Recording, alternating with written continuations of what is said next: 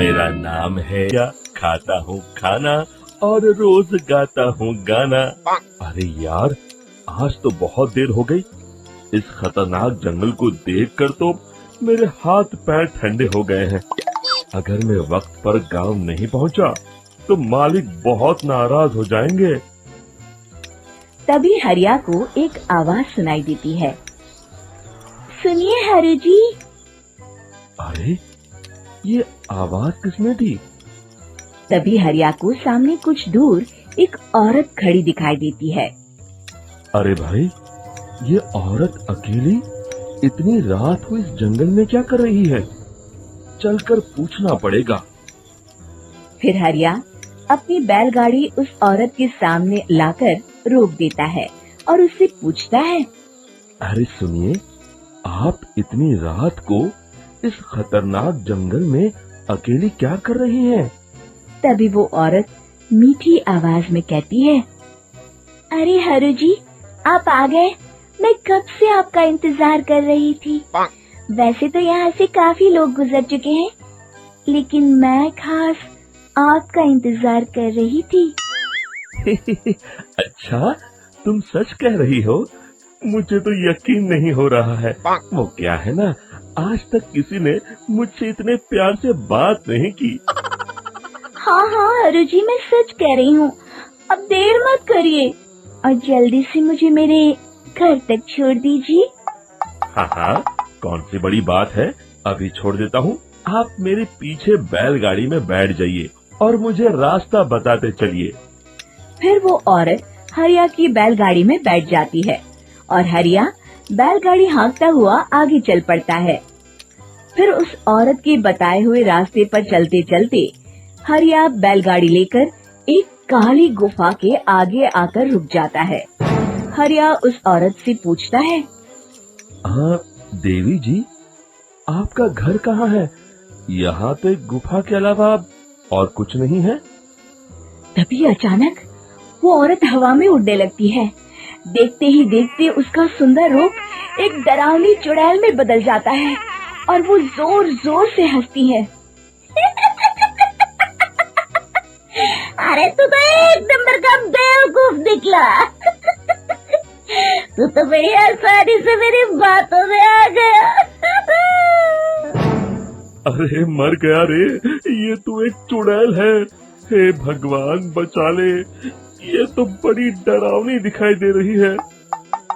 और फिर अगले ही पल हरिया की बैलगाड़ी में रखा सारा सामान हवा में उड़ता हुआ उस काली गुफा के अंदर चला जाता है और वो चुड़ैल भी उस गुफा के अंदर जाकर कहीं गायब हो जाती है। हरिया ये नजारा देख बुरी तरह घबरा और परेशान हो जाता है। अरे, ये चुड़ैल तो मेरा सारा सामान लेकर गुफा में गायब हो गई। अब क्या होगा? अगर मैं गांव खाली हाथ गया तो मालिक मेरी अच्छी खबर लेंगे। मेरी इस बात का कोई यकीन भी नहीं करेगा। फिर आखिर वही हुआ। हरिया के मालिक चंपक सेठ को हरिया की किसी भी बात पर रत्ती भर भी यकीन नहीं हुआ। चंपक सेठ को लगा हरिया झूठ बोल रहा है और उसने ही लालच में आकर सारा सामान हड़प कर लिया है।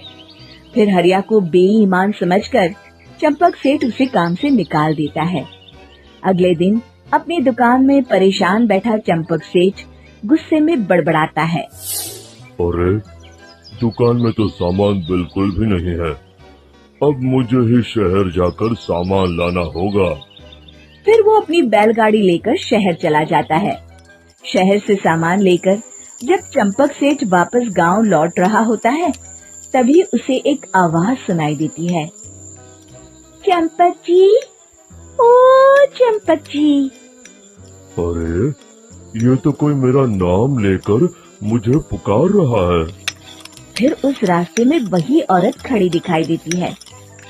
फिर क्या था, हरिया की तरह चंपक सेठ भी उस औरत के पास अपनी बैलगाड़ी लेकर जाता है और वो भी उसकी चिकनी चुपड़ी बातों के मुंह जाल में फंस जाता है। फिर चुड़ैल उसे भी अपनी गुफा तक ले जाती है और उसका सारा सामान लेकर गुफा में गायब हो जाती है।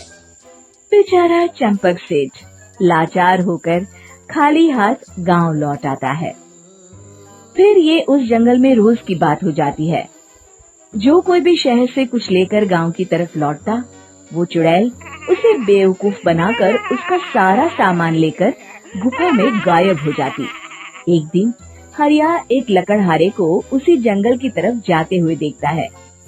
फिर हरिया उसे रोकते हुए कहता है, अरे भाई, क्यों अपनी मौत को दावत दे रहे हो? मेरी बात मानो, आगे जंगल में मत जाओ, वहाँ एक बड़ी भयानक चुड़ैल रहती है।